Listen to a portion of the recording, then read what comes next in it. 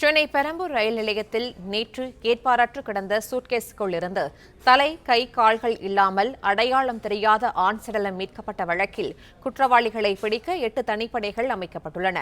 கூடுதல் விவரங்களை செய்தியாளர் கதிரவன் வழங்க கேட்கலாம். கதிரவன், வணக்கம். விவரங்களை பதிவு பண்ணலாம். சென்னை பெரம்பூர் ரயில் நிலையம் 4வது நடைமேடை அருகே நீல நிற சூட்கேஸ் ஒன்றில் தலை, கை, கால்கள் இல்லாத ஆண் சடலம் ஒன்று கண்டுபிடிக்கப்பட்டது. இந்த சடலத்தில் இருக்கக்கூடிய நபர் யார், அதே மாதிரி இந்த சடலத்தை இங்கே கொண்டு வந்து போட்ட நபர் யார் என்பதை கண்டுபிடிப்பதற்கான தீவிர முயற்சியில சென்னை சட்ட ஒழுங்கு போலீசாரும் ரயில்வே போலீசாரும் ஈடுபட்டிருக்கிறார்கள். 8 தனிப்படைகள் அமைக்கப்பட்டிருக்கிறது. குறிப்பாக சிசிடிவி காட்சிகள் அந்த சம்பவ இடத்துல இல்லாத நிலையில அந்த நபர்களை அடையாளம் காணுவது சிக்கலாக இருப்பதாகவும், அதே போல தலைகள் இல்லாத காரணத்தினால கொலை செய்யப்பட்ட நபர் யார் என்பதை கண்டறிவதிலும் சிக்கல் ஏற்பட்டதாகவும் தெரிவிக்கப்பட்டிருக்கிறது. உடலில் வேறு எங்கும் காயங்கள் இல்லாத நிலையில மயக்க நிலையில் இருக்கும் போது கழுத்து மற்றும் மற்ற உடல் பாகங்கள் அறுக்கப்பட்டதா என்பது குறித்தான விசாரணையையும் தனிப்படை போலீசார் முடுக்கிவிட்டிருக்கிறார்கள்.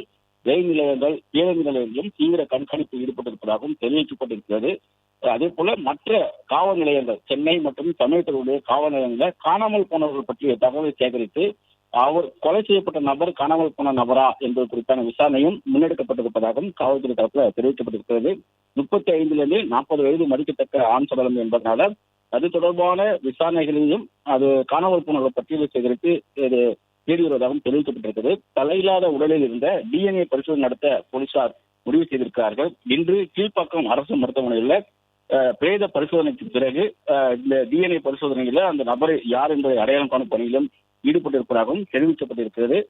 சிசிடிவி பழுதாகி இருப்பதனால கண்டுபிடிப்பதில் சிரமம் ஏற்பட்டுள்ள நிலையில உடல் வைக்கப்பட்டிருந்த சூட்கேஸ் புதியதாக இருப்பதை போலீசார் கண்டுபிடித்திருக்கிறார்கள். அதன் அடிப்படையிலும் நீல நிற சூட்கேஸ் எங்கிருந்து வாங்கப்பட்டது என்பது குறித்தான விசாரணைகளை முடக்கியிருப்பதாகவும், ஆட்டோக்கள் மற்றும் ரயில்களில் இருக்கக்கூடிய சிசிடிவிகளை கைப்பற்றி அந்த இருக்கக்கூடிய அந்த சூட்கேஸில் இருக்கக்கூடிய நபர்களை கண்டறியும் பணியில் ஈடுபட்டிருப்பதாகவும், விரைவில் குற்றவாளிகளை கண்டுபிடிப்போம் என்றும் காவல்துறை தரப்பில் தெரிவிக்கப்பட்டிருக்கிறது.